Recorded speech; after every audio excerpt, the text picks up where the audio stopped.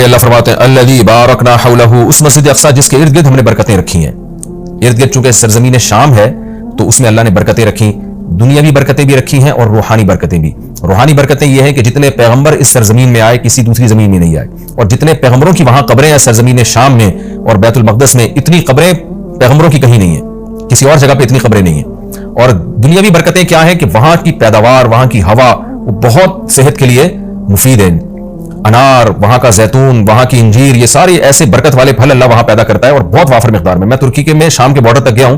پہلے تو شام کا علاقہ بہت وسیع تھا، تو یہ تو اب جو شام ہے یہ تو تھوڑا سا رہ گیا ہے. نبی صلی اللہ علیہ وسلم کے دور کا جو شام ہے وہ تو بہت وسیع رقبہ تھا. تو وہ ترکی کے بارڈر میں جب آپ جاتے ہیں اور شام کی سرزمین ملتی ہے تو آپ کو اندازہ ہوتا ہے وہاں کی ہوا میں ایک خاص قسم کی ایک محسوس ہوتا ہے انسان کو اپنی صحت، اور ایک خاص قسم کی خوشبو محسوس ہوتی ہے.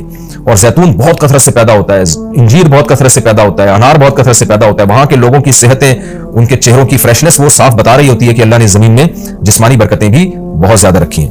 اور علماء نے لکھا ہے کہ اللہ نے جب یہ بتایا نا کہ مسجد اقصی کے ارد گرد برکتیں، تو اس سے خود بخود یہ ثابت ہوتا ہے کہ جس مسجد کے مبارک ہونے کی وجہ سے اس کے ارد گرد اتنی برکتیں ہیں تو خود اس مسجد میں کتنی برکتیں ہوں گی.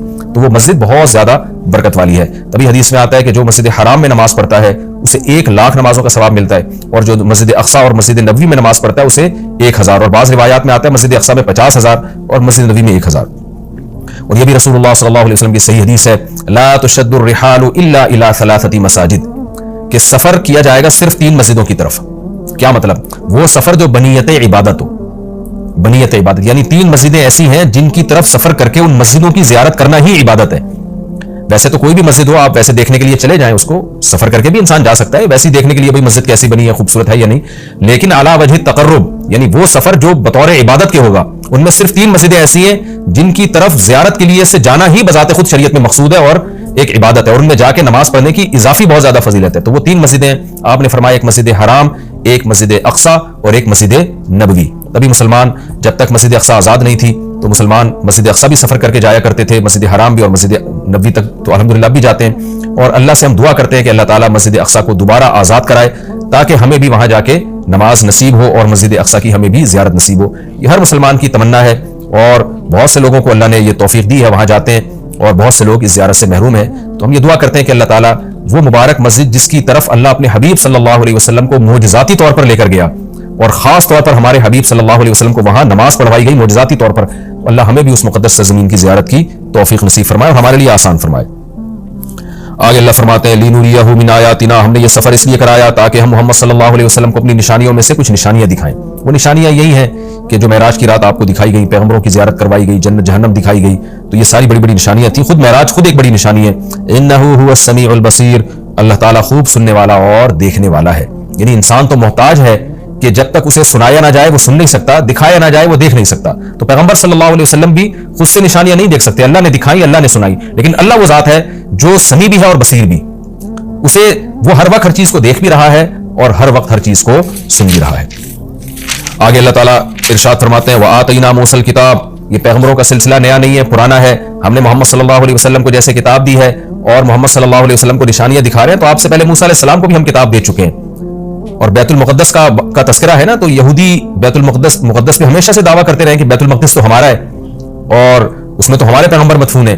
تو اس کا بھی اللہ جواب دے رہے ہیں کہ ہم نے اہل یہودیوں کو کتاب دی تھی مگر انہوں نے کتاب کا حشر کیا. تو آگے پورے رکوع میں اسی کی تفصیل ہے کہ کس طرح انہوں نے خدا کی نافرمانی کی ہے، جس کے نتیجے میں اللہ نے ان سے یہ خلافت چھینی ہے اور بیت المقدس ان سے چھینا گیا ہے. تو اسی کا تذکرہ ہے وَآتَيْنَا مُوسَى الْكِتَابَ، ہم نے موسیٰ کو کتاب دی، وَجَعَلْنَاهُ هُدًى، اور ہم نے ہدایت بنایا تھا اس کتاب کو، لِبَنِي إِسْرَائِيل، بنی اسرائیل کے لیے، اللہ تَتَّخِذُوا مِن دُونِي وَكِيلًا، اور ان سے کہا تھا میرے سوا کسی کو کارساز نہ بنانا، اللہ ہی سے دوستی لگانا، اللہ ہی کو اپنا وکیل یعنی کارساز سمجھنا کہ اللہ ہی تمہارے کام بنائے گا بگاڑے گا، لہذا اللہ ہی سے بنا کے رکھنا. وکیل کہتے ہیں جو آپ کے کام بنانے والا ہوتا ہے. تو جب اللہ پہ اعتماد اور توکل کرو گے، اللہ ہی کو کارساز سمجھو گے، تو اس پہ ظاہر ہے اس کی اطاعت بھی کرو گے نا. مگر یہودیوں نے ایسا نہیں کیا. آگے اللہ خطاب کرتے ہیں ذریۃ من حملنا مع نوح، اے وہ لوگوں جن کو ہم نے نوح کے ساتھ سوار کیا تھا، اے ان کی ذریت. یعنی اللہ تعالیٰ ہم سب سے، پوری انسانیت سے خطاب کر رہے ہیں کہ تم وہ لوگ ہو جن کو ہم نے نوح کے ساتھ کشتی میں سوار کیا تھا، ان کی اولادیں ہو تم. نوح علیہ السلام کے ساتھ کشتی میں بہت سے لوگ سوار ہوئے تھے، ان میں نوح علیہ السلام کے 3 بیٹے بھی تھے، حام، سام اور یافس، جن کا نام بیان کیا جاتا ہے. تو باقی ساری نسل انسانیت کی انہی 3 بیٹوں سے چلی ہے. تو وہ چونکہ کشتی میں نوح علیہ السلام کے ساتھ سوار تھے، اس لیے اللہ نے کہا کہ تم اے انسانوں، تم ان کی نسلیں ہو جن کو نوح علیہ السلام کے ساتھ ہم نے کشتی میں سوار کیا تھا، جو ان کے 3 بیٹے تھے. تو گویا اللہ کا بہت بڑا احسان ہے کہ تمہارے جو باپ دادے تھے نا، نوح علیہ السلام اور ان کے 3 بیٹے، وہ تو شکر گزار بندے تھے، جن کے شکر گزاری کی وجہ سے پوری انسانیت کو تباہ کر کے ہم نے چند لوگوں کو کشتی میں سوار کیا تھا، آگے تم انہی کی نسلیں ہو۔ اگر وہ شکر گزار نہ ہوتے تو تمہیں بھی زندگی اور حیات نہ ملتی، اس لیے آگے فرمایا انہ کان عبدا شکورا، نوح تو اللہ کے شکر گزار بندے تھے، تو تم انہی کی اولاد ہو جن کو ہم نے کشتی میں سوار کیا۔ تو گویا کشتی میں سوار کرنے والوں پر بھی ہم نے احسان کیا اور تم پر بھی ہم نے احسان کیا، کیونکہ اگر ان کو ہم کشتی میں سوار نہ کرتے اور طوفان میں غرق کر دیتے تو تم بھی پیدا نہ ہوتے۔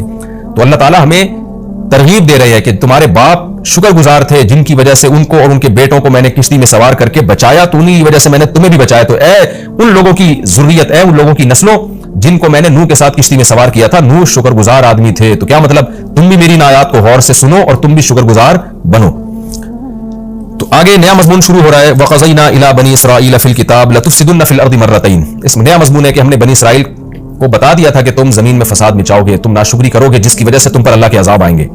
تو بنی اسرائیل نے ان باتوں پر عمل نہیں کیا جس کی وجہ سے ان پر قوم مسلط ہو کر ان کو عذاب چکاتی رہی۔